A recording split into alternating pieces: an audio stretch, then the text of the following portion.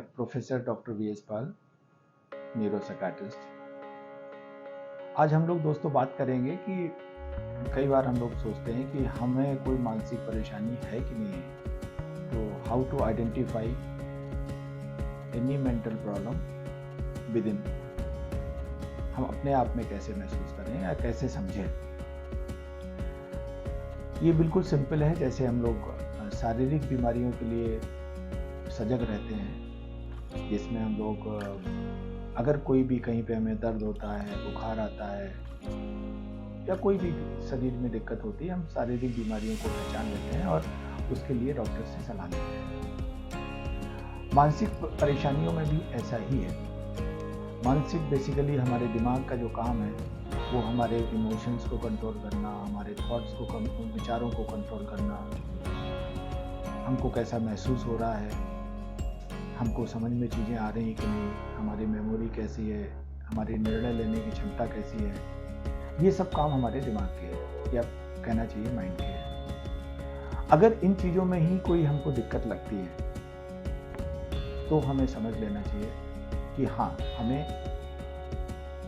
एक कंसल्टेशन की ज़रूरत है। उसमें प्रारंभिक लक्षण जो होते हैं वो है कि कई बार हम लोग छोटे छोटी चीज़ें की कंसंट्रेट नहीं कर पा रहे हैं अपनी चीज़ों पे। बहुत चीज़ें हम बार बार भूल जा रहे हैं, जो कि पहले नहीं होता था, लेकिन अब ऐसा हो रहा है कुछ समय से। हमारा मन अच्छा नहीं रह रहा है। ये सब चीज़ें, कोई भी हमारा चीज़ें चेंज नहीं हुई है, बहुत ऐसा कुछ नहीं हुआ है जिससे कि हमारे मन में विपरीत प्रभाव पड़े, लेकिन फिर भी हम अच्छा महसूस नहीं कर पा रहे।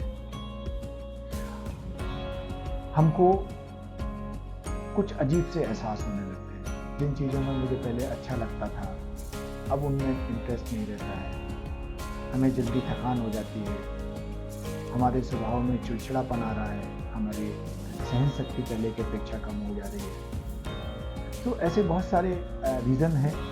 या इनमें और हमारे अगर हम चीज़ें देखें तो हमारे जो शारीरिक चीज़ें हैं, जिसमें नींद का कम आना, भूख का कम लगना, शरीर में थकान से रहना, कमज़ोरी से रहना, और इन सब चीज़ों के लिए कई बार हम जनरल अपने फिजिशियन से मिलते हैं। और अगर फिजिशियन जो भी जांचें कराता है, एग्जामिनेशन करता है और फिर भी कहता है कि नहीं साहब आपकी रिपोर्ट है तो सब ठीक है, उसके बावजूद भी हम महसूस नहीं कर पा रहे हैं कि हम ठीक हैं। ऐसा होता है क्योंकि दिमाग को या मन को नापने का, जानने का कोई ऐसा हमारे पास मानक नहीं है, कि ऐसा कोई टेस्ट नहीं है जिसमें हम कैसा महसूस कर रहे हैं हम उसको नाप सकें। इसलिए जो शारीरिक जांचें होती हैं उनमें ये सब चीज़ें नॉर्मल आती हैं। तो दोस्तों, कभी भी हमें ऐसा लगता है कि नहीं, something is not going well with me, तो हमें एक रूटीन में चिकित्सक की सलाह, मनोचिकित्सक की सलाह लेना चाहिए। ज़्यादा से ज़्यादा क्या होगा, कई बार हम लोग जैसे जांच कराते हैं, जांचें नॉर्मल आती हैं तो क्या अच्छी बात है, वो भी हम नहीं चाहते हैं कि हमारी नेगेटिव आए। लेकिन हाँ, अगर हम इसी तरीके मनोचिकित्सक से अगर सलाह लेते हैं और उनको एक बार मिलते हैं, अगर वो अपने एक्सपर्ट ओपिनियन में जो भी सलाह देते हैं, अगर कुछ आपने कोई समस्या ऐसी होगी नहीं, तो कई बार हम लोग, हमारे पेशेंट्स आते हैं, पर्सन्स आते हैं और हमसे बात करते हैं, सर हमें नहीं पता कि हमें बीमारी है कि नहीं, लेकिन हम एक जस्ट कंसल्टेशन चाहते थे। तो हम उनको देखते हैं और अब मुझे ऐसा लगता है कि नहीं, कोई ज़रूरत नहीं है इनको, कोई भी बीमारी नहीं है, तो उसमें हम लोग उनको इस तरीके से सलाह देते हैं। ये ज़्यादा अच्छा तरीका है इन कंपैरिजन टू दैट कि हम उस पर लंबे समय तक उससे परेशान रहें और अपनी जो हमारी प्रोडक्टिविटी है उसको हम कम कर पाएँ। Thank you very much for patience.